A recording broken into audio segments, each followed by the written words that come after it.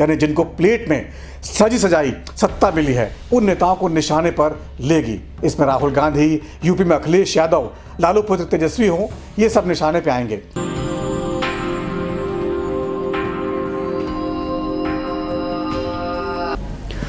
BJP के राज्यसभा सांसद सुब्रमण्यम स्वामी का एक ट्वीट आज चर्चा में रहा।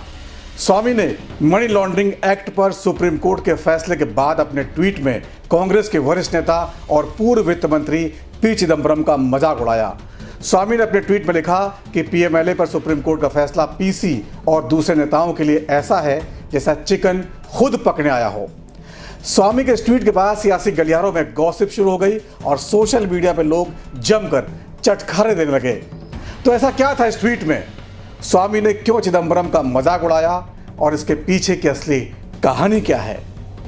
नमस्कार, मैं हूं नवीन पांडे और आप देख रहे हैं हमारा खास कार्यक्रम नवीन निष्कर्ष। दोस्तों, जब से ईडी ने राहुल गांधी और सोनिया गांधी को सम्मन भेजकर अपने ऑफिस पूछताछ के लिए बुलाया है, तब से कांग्रेस सत्याग्रह कर रही है। इसके अलावा सुप्रीम कोर्ट में ईडी की शक्तियों को चुनौती देने वाली याचिका भी दायर की गई। आज सुप्रीम कोर्ट ने prevention of money laundering act यानी पीएमएलए को लेकर एक बड़ा फैसला सुनाया। सुप्रीम कोर्ट ने पीएमएलए एक्ट के प्रावधानों को चुनौती देने वाली सभी याचिकाओं को खारिज कर दिया। इसके साथ ही ईडी के सभी अधिकारियों को भी बरकरार रखा। अब यहाँ गौर करने वाली बात यह है कि ईडी की शक्तियों को यूपीए कार्यकाल में तब के गृह मंत्री और गांधी परिवार के बेहद खास चिदम्बरम ने ही बढ़ाया था।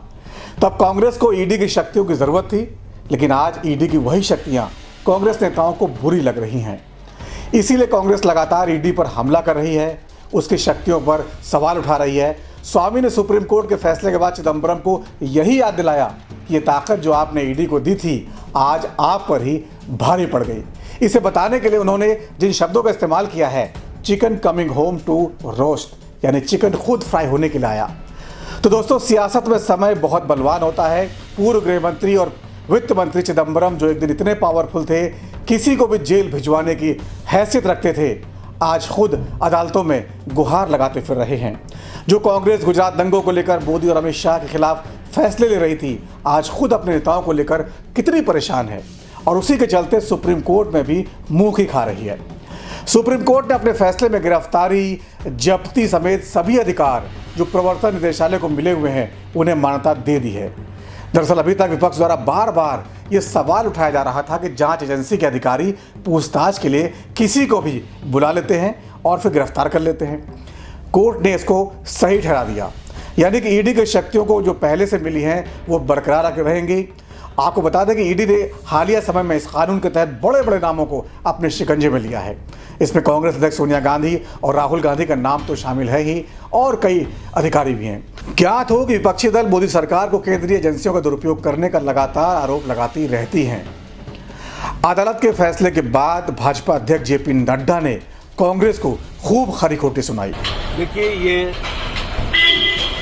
सत्याग्रह नहीं है, ये असत्य के लिए आग्रह है। और सच बात तो ये है कि सत्य को ग्रहण लगाने की कोशिश है।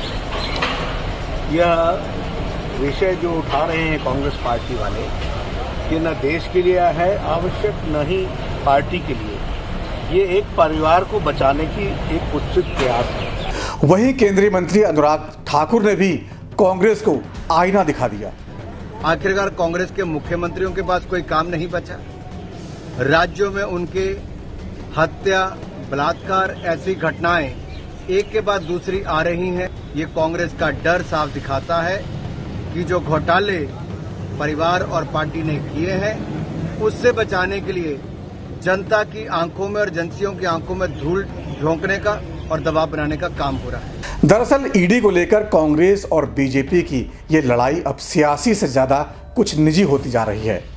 कांग्रेस को शायद इसकी उम्मीद नहीं थी कि उनके सबसे बड़े नेताओं के खिलाफ इस हद तक एक्शन लिया जाएगा कि बीमार सोनिया गांधी को ईडी ऑफिस के चक्कर लगाने पड़ेंगे। इससे बचने के लिए कांग्रेस ने सोनिया की बीमारी का हवाला दिया, उनकी उम्र का हवाला दिया। कांग्रेस कार्यकर्ता सत्याग्रह के नाम पर सड़कों पर उतरे और बड़े नेताओं ने लगातार हमला किया। लेकिन बीजेपी ने ईडी की पूछताछ को शाही परिवार से जोड़ दिया।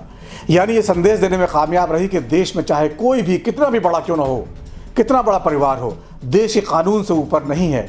इसके जरिए बीजेपी कहीं ना कहीं वंशवाद के सियासत पर बड़ा हमला करना चाहती है, जो आगे चलकर आपको उसकी राजनीति में दिखेगा भी। तो बीजेपी की सारी तैयारियां दरअसल 2024 के लोकसभा चुनाव को लेकर हैं, जिसमें वंशवाद के सहारे सत्ता के शिखर पर पहुंचे नेताओं को, यानी जिनको प्लेट में सजी सजाई सत्ता मिली है, उन नेताओं को निशाने पर लेगी। इसमें राहुल गांधी, यूपी में अखिलेश यादव, लालू पुत्र तेजस्वी हों, ये सब निशाने पे आएंगे। उधर कांग्रेस ये साबित करना चाहती है कि मोदी तानाशाही कर रहे हैं, एजेंसियों को अपने हिसाब से चला रहे हैं। लेकिन जिस तरह से सुप्रीम कोर्ट ने आज ईडी के अधिकारों को बरकरार रखा है, तो कांग्रेस को बड़ा झटका जरूर लगा होगा। तो इस खबर में फिलहाल इतना ही। इस पर आपकी क्या राय है, कमेंट बॉक्स में जरूर रखें। धन्यवाद।